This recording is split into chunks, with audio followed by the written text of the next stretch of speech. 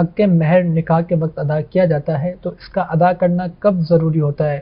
آیا کہ جو جب عقد نکاح ہو رہا ہے اس وقت ادا کیا جائے یا بعد میں بھی ادا کیا جاتا ہے یا پہلے، تو اس کی کیا صورت ہے؟ حق مہر کی ادائیگی جو ہے وہ طے کی جاتی ہے کہ کس طرح اس کی ادائیگی ہوگی۔ بسا اوقات عندت طلب لکھا جاتا ہے کہ بھئی جب عورت طلب کرے اسے دیا جائے گا، بسا اوقات معجل لکھا جاتا ہے یا لکھوایا جاتا ہے میم عین جیم لام۔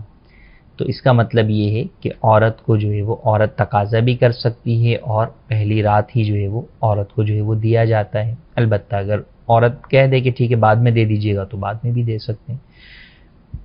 ایک یہ کہ اس کا کوئی وقت مقرر کر لیا کہ جناب یہ جو ہے وہ 5 سال کے بعد دیا جائے گا یا مثال کے طور پہ 1 ماہ کے بعد دیا جائے گا، تو جو وقت مقرر کیا گیا اس وقت مقررہ پر دینا ہوگا۔ اور ایک یہ ہے کہ مؤجل، کہ میم حمزہ واو جیم لام، مؤجل یعنی تاخیر سے دیا جائے گا۔ وہ تاخیر جب مینشن نہ ہو تو پھر عرف کے مطابق وہ تاخیر ہمارے یہاں عموماً طلاق یا موت کی صورت میں ادائیگی ہوتی ہے۔ تو اگر طلاق ہوگی تو پھر دینا ہوگا، یا اگر عورت کا انتقال ہو گیا یا شوہر کا انتقال ہو گیا تو دینا ہوگا۔ شوہر کا انتقال ہو گیا تو اس کے ترکے میں سے دیا جائے گا۔